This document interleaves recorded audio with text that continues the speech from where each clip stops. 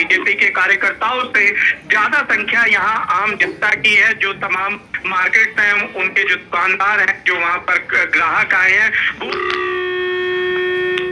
हो गए थे और इन प्रधानमंत्री नरेंद्र मोदी का एक झलक पाने के लिए वो घंटों, जैसा कि मैंने पहले भी बताया कि तापमान यहाँ काफी ज्यादा था, खुली धूप थी, छत पर कोई भी ऐसी जगह नहीं थी जहां पर सर जो है वो छुपाया जा सके, धूप से बचा जा सके। उसके बावजूद अगर जनता 3 घंटे खड़े होकर किसी नेता का इंतजार कर रही है, जिसमें बड़ी संख्या में महिलाएं हैं, बच्चे हैं, बुजुर्ग हैं, ये दिखलाता है कि वो नेता कितना लोकप्रिय है और उसकी लोकप्रियता का असर अब यहाँ पे रोड शो करने के बाद से नजर आने लगेगा। और इंडी गठबंधन को अब ये चिंता करना आवश्यक हो गया है कि जब नरेंद्र मोदी गाजियाबाद की सड़क पर जनता से कनेक्ट हो चुके हैं, तो ऐसे में इंडी गठबंधन के कौन से बड़े नेता गाजियाबाद आएंगे ताकि अपने पक्ष में वो माहौल बना सके। फिलहाल नरेंद्र मोदी इस पूरी महफिल को कह सकते हैं कि उन्होंने अपने दम पर जीत लिया है और तमाम लोग उनके जाने के बाद से भी उनके जिंदाबाद के नारे यहाँ पर लगा रहे हैं, क्योंकि रोड शो में प्रधानमंत्री काफी आगे चले गए। लेकिन लगातार प्रदेश में आपने देखा कि मेरठ से चुनावी अभियान की शुरुआत हुई और गाजियाबाद में ये रोड शो देखने को मिला। हम आगे देखेंगे कि जहां पहले चरण में मतदान होना है, वहां पर कुछ और रोड शो प्रधानमंत्री नरेंद्र मोदी को देखने को मिल सकते हैं, क्योंकि बीजेपी सुनिश्चित करना चाहती है कि सबसे लोकप्रिय नेता को, पार्टी के सबसे बड़े नेता को ज्यादा से ज्यादा जनता से वो संवाद कर सकें, जनता के बीच वो जा सकें। ऐसे समय में जब अब लोकसभा चुनाव हो रहा है, निश्चित तौर पर बीजेपी प्रधानमंत्री नरेंद्र मोदी के अधिक से अधिक दौरे जरूर चाहेगी कि प्रधानमंत्री ज्यादा से ज्यादा लोकसभा क्षेत्रों तक पहुंचे और जनता से संवाद करें। तो ये उसकी एक आप देखें रूपरेखा हम यहाँ गाजियाबाद में देखते हैं। जब सहारनपुर के बाद यहाँ पर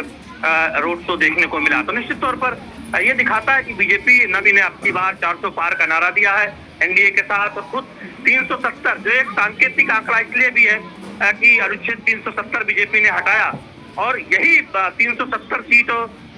के लक्ष्य के साथ बीजेपी अपने अकेले दम पर ये चुनाव लड़ रही है। और बीजेपी सुनिश्चित करना चाहती है कि पार्टी को कम से कम 370 सीटें लोकसभा चुनाव में हासिल हो। उसके लिए जरूरी है कि बहुत एक बड़ी व्यूह रचना के साथ,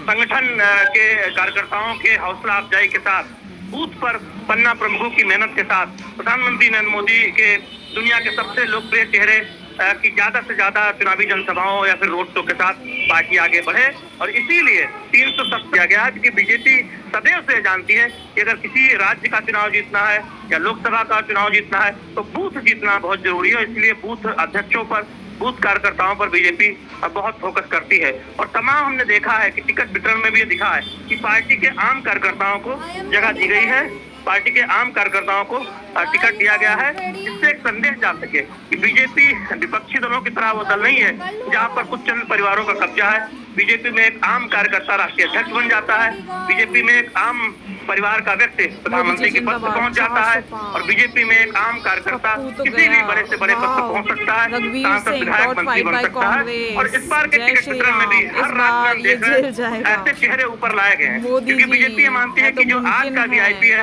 उसे कभी न कभी आगे बढ़ाया गया था संगठन के तौर पर। तो बीजेपी के लिए कार्यकर्ताओं को आगे लाना चुनावी राजनीति में जहाँ तक संभव हो सकता है बीजेपी ये प्रयोग करती रहती है। हमने देखा था कि गुजरात विधानसभा में बड़े स्तर पर इस प्रयोग को किया गया था, उसके बहुत शानदार नतीजे देखने को मिले थे। उत्तर प्रदेश की विधानसभा चुनाव में भी जहां तक हो सका बीजेपी ने संगठन के खांची कार्यकर्ताओं को टिकट देकर आगे बढ़ाने का काम किया। और उत्तर प्रदेश में भी कुछ सीटों पर वहां के समीकरण के हिसाब से ये देखने को मिल रहा है। तो निश्चित तौर पर ये एक प्रक्रिया है जो एक राजनीतिक दल के तौर पर बीजेपी आगे बढ़ा रही है, जिससे कार्यकर्ताओं में भी उत्साह हो और जनता में भी एक संदेश जाए कि दरअसल एक राजनीतिक दल के तौर पर बीजेपी किसी भी समर्पित कार्यकर्ता को लोकसभा चुनाव लड़ा सकती है। विनोद मिश्रा जी, आप हमारे साथ जुड़े हुए हैं। ये जो हुजूम उमड़ा है प्रधानमंत्री की जिस लोकप्रियता के चरम पर, जिस रथ पर वो सवार है,